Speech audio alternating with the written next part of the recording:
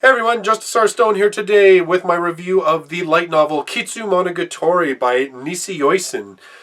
This one is the prequel to the anime Bakemonogatari, which of course was based on the novel of the same name also by Nisioisin. Now, in release schedules in Japan, this was released after Bakemonogatari, but in case you're wondering, apparently there was a deal that for the English translation, the publisher in Japan wanted these released chronologically as opposed to release order. So that is why we are getting Kizumonogatari first instead of Bakemonogatari. So don't panic. I'm really hoping that means we're going to get Bakemonogatari, because when I'm finished telling you what I thought of this book, well, you'll get it. So, Kizumonogatari, we focus on Koyomi Araragi. He is our main character. He is the main protagonist, and the book is told in first person from his point of view.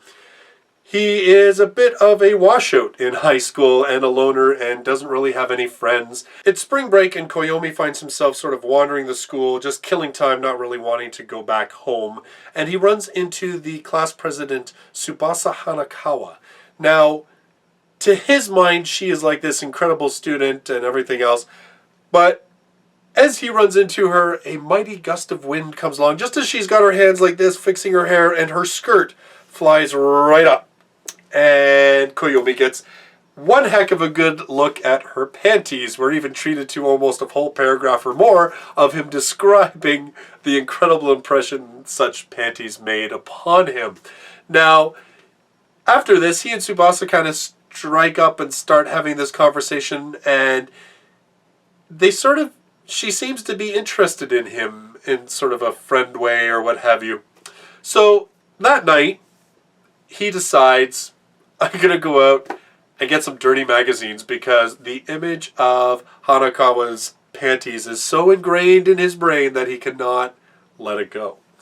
Now, as he's out, he sort of recalls that when he was talking to Hanakawa, she told him that there was a rumor about a vampire somewhere in the city and this woman who did not cast a shadow. Well, Koyomi, on his way back home with his dirty magazines in tow, discovers a beautiful woman missing her arms and legs, crying for help.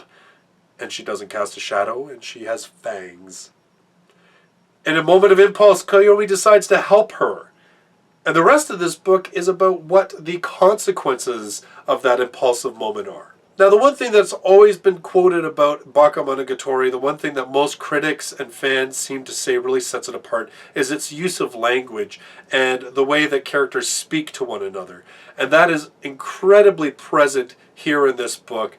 And just choice of words and the way that characters react to one another, there's incredible character building in this, and it gives the characters a lot of dimension and sort of, gives you that idea that they're fully formed individuals, but even we aren't quite seeing who they really are. And so language is an incredible part of this, and I wondered how well that would translate. And I gotta give Vertical Press, who did the English translation, credit.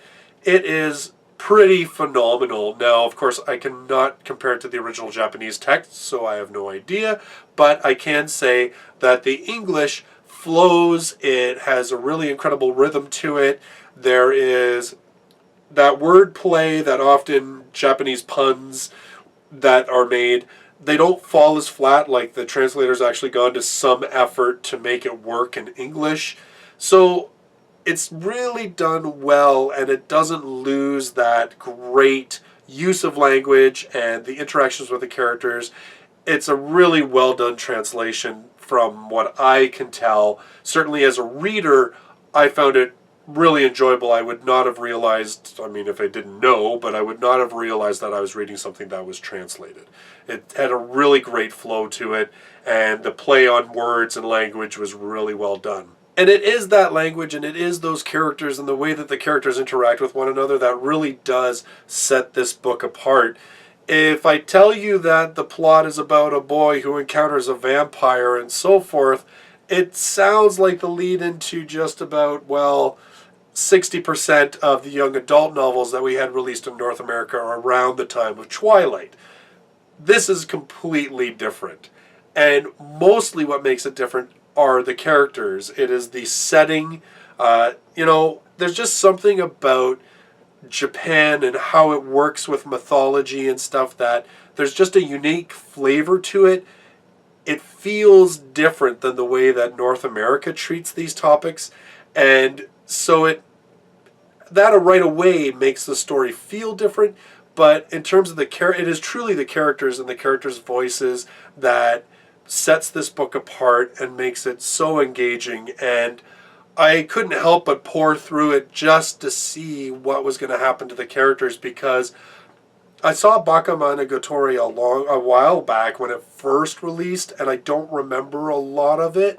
I don't even know if I watched the entire series, so I didn't really recollect what really most of the characters were and what their histories were and stuff, so I really didn't know how this was going to end and where the characters were going to end up at the end of this book. And it really pulled me along, and I loved the ride, and it is probably one of the few light novels that there was absolutely no hesitation when I got to Goodreads to click that 5 stars right away when I had finished it, because I absolutely loved this book. I don't know what else to say other than you need to go and read it. If you only decide on one light novel to pick up this year, I say pick this one up. It is really, really well done. And the second you start reading it, and the writing style, and the way the characters talk and interact, and the way that Koyomi views the world and views himself and is an actual self-aware, dimensional character, it just sets it apart from a lot of other work out there. So those are my thoughts and pretty high praise for Kizumonogatari Wound Tale. I am so hoping that this is the doorway for more of Nisioisin's work to come into English language.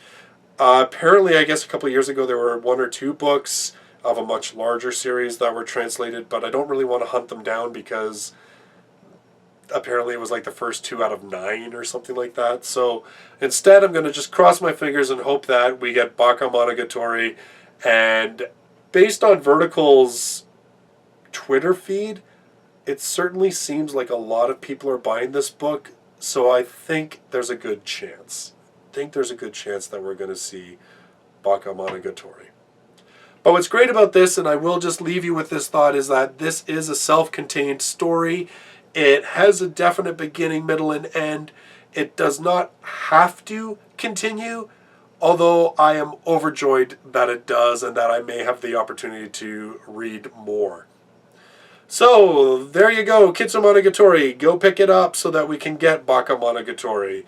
I hope you enjoyed the video. If you did, click on that like button, hit subscribe so you can see all of my future light novel reviews, as well as keep up with the visual novels that I do Let's Play videos with. Thanks so much for watching. I'll see you in my next video. Till then, bye-bye for now.